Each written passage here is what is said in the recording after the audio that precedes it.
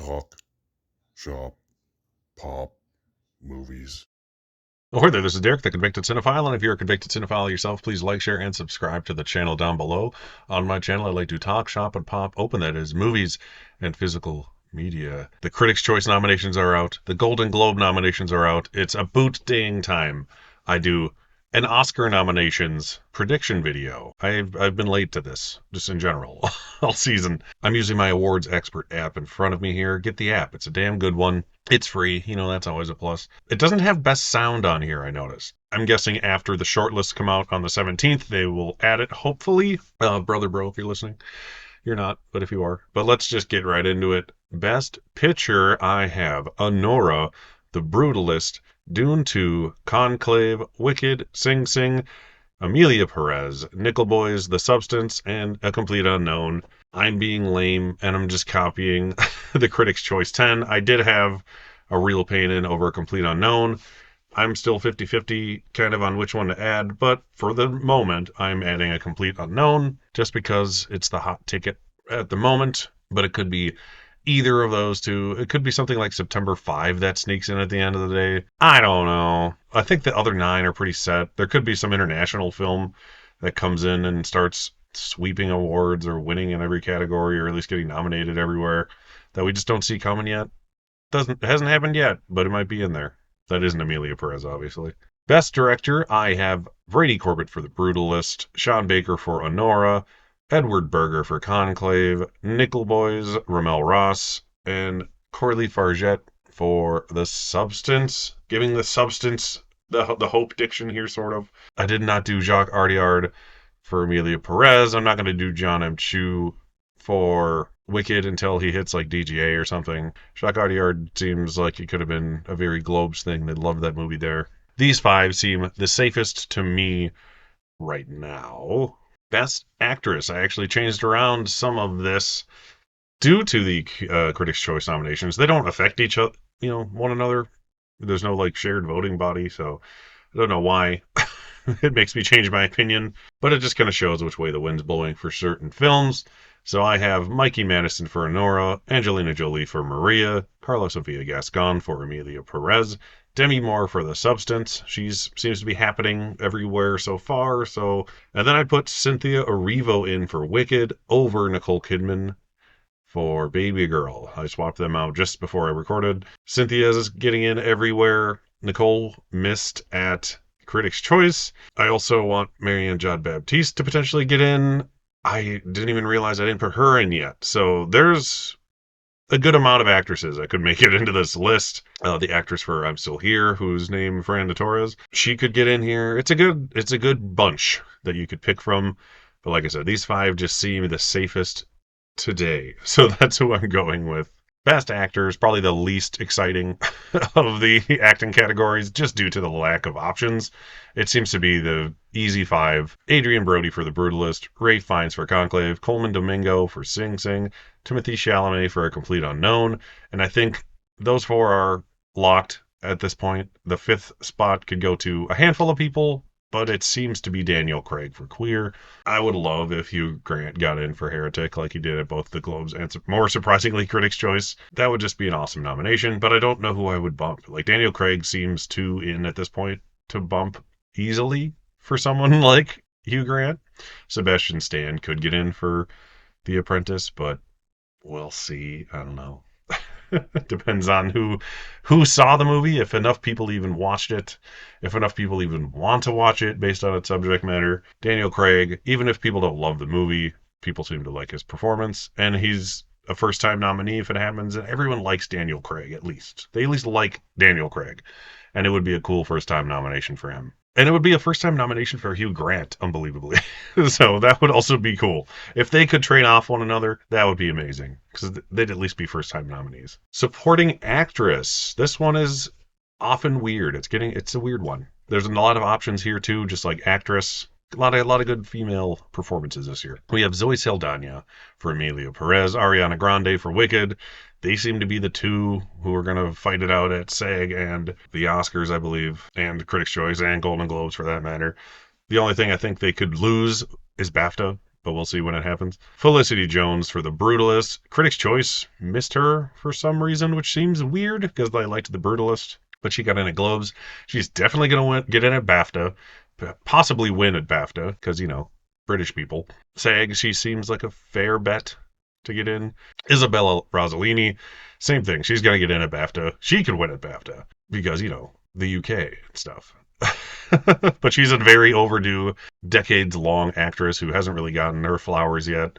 And she was like a under the radar pick for this movie where she's not in it very much, like 8 minutes and change. It's streaming now on Peacock, by the way. I'm going to finally watch it tonight, hopefully. Conclave, by the way, I'm talking about. It's on Peacock. Go watch it. It's apparently fantastic and very rewatchable, which I find surprising. But hopefully I find out why when I see it later. But it seems like she's going to get in now. She got in at the two places I thought would be most difficult, which are Golden Globes and Critics' Choice. I thought she'd miss there and then just suddenly show up at BAFTA and get in. But she's getting in everywhere so far. And someone else is getting in everywhere so far, so I'm going to hope until I can't hope no more. Margaret Qualley for The Substance. She made it in Globes and Critics' Choice. Yes, I'm not surprised she got in at Critics' Choice. I don't know if she'll get in at SAG. She's not like the most popular actress who's like super well known, but the movie's popular enough that it could easily happen. So it seems like a solid 5. Danielle Deadwyler could easily get in. She got in at Globe. Same with Aunjanue Ellis Taylor could get in. She's great. For Nickel Boys, she got in at Critics' Choice. Selena Gomez could get in. I doubt it. I think the Golden Globe was her big awards ticket. I don't know if she'll make it in at the Oscars. I could see her getting in at SAG because she's a very well-known figure who's in TV and film. That will help. And the movie's performance overall and the performances are the best thing about the movie. So that, can't hurt her, but I doubt she'd get in at BAFTA, and I doubt she'd get in at the Oscars. Supporting actor is a little more interesting than Best Actor, I think. I always like supporting actors. That was a fun category. I have Kieran Culkin for Real Pain, who's sweeping so far. He'll get in despite Real Pain missing Best Picture or not. Guy Pearce for The Brutalist, another awesome first-time nominee if this happens. Clarence Macklin for Sing Sing. He missed at the Globes, but they didn't seem to give a shit about Sing Sing in general, but he made it in at Critics' Choice. I think he'll get in at SAG. BAFTA could go either way. I won't be surprised if they ignored Sing Sing almost completely, to be honest, outside of maybe Coleman Domingo. Yuri Borisov for Honora.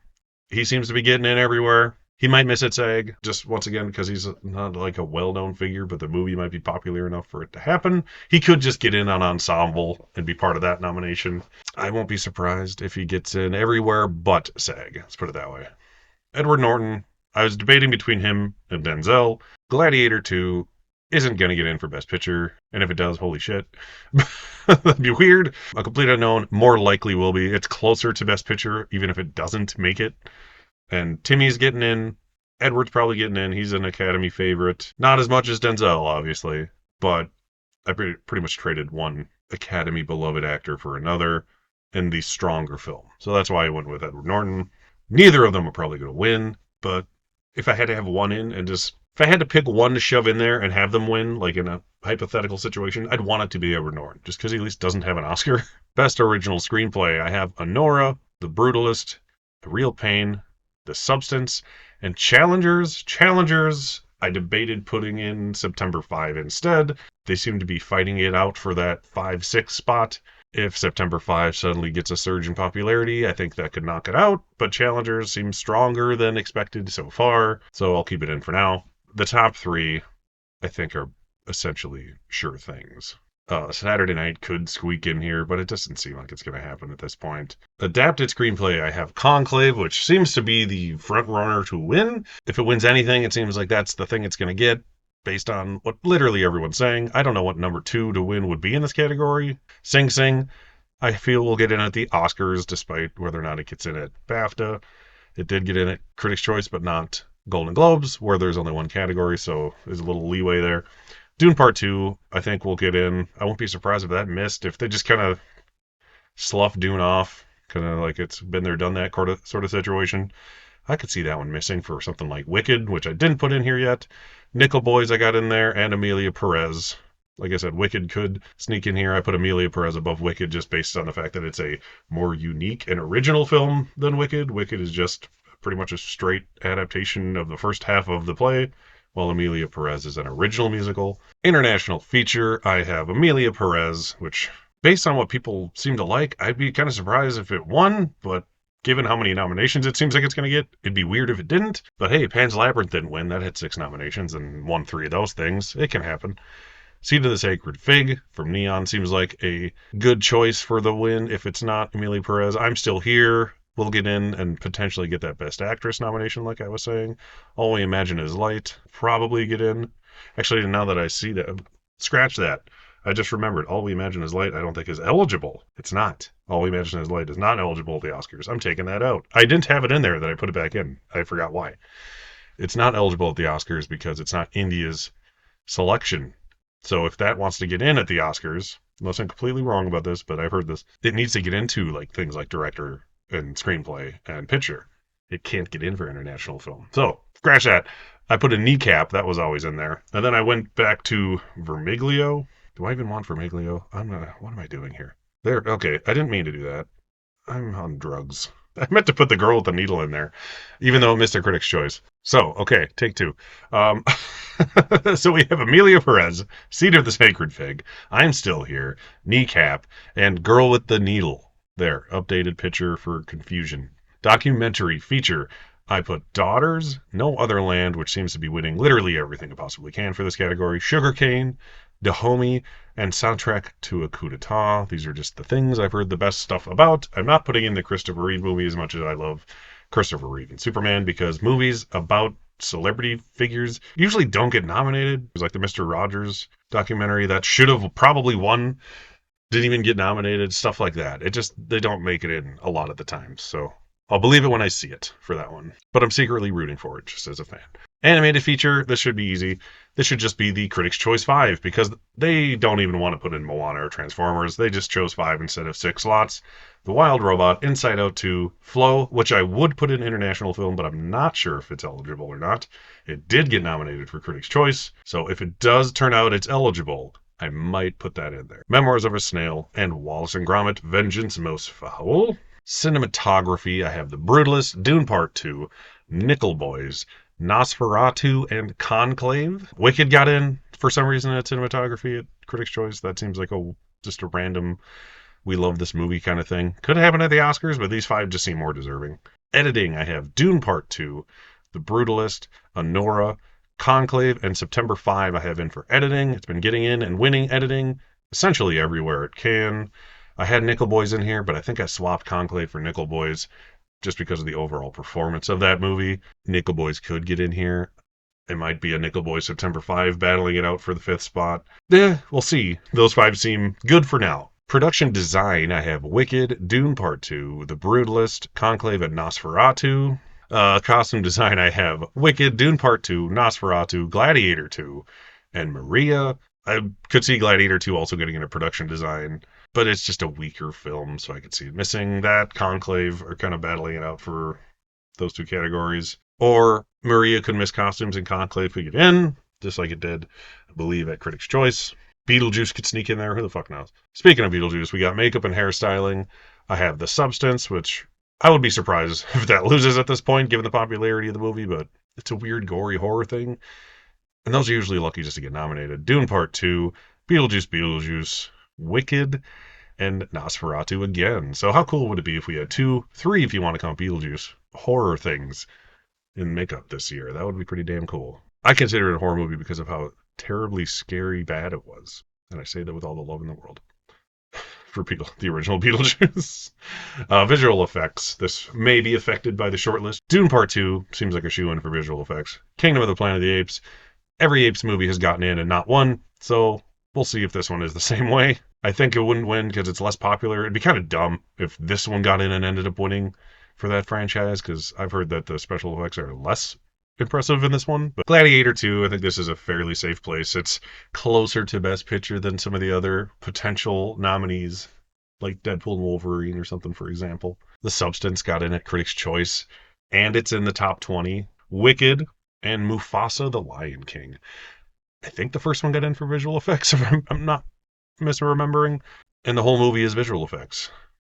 So why not? Here's sound. I'm an idiot. I just missed it somehow.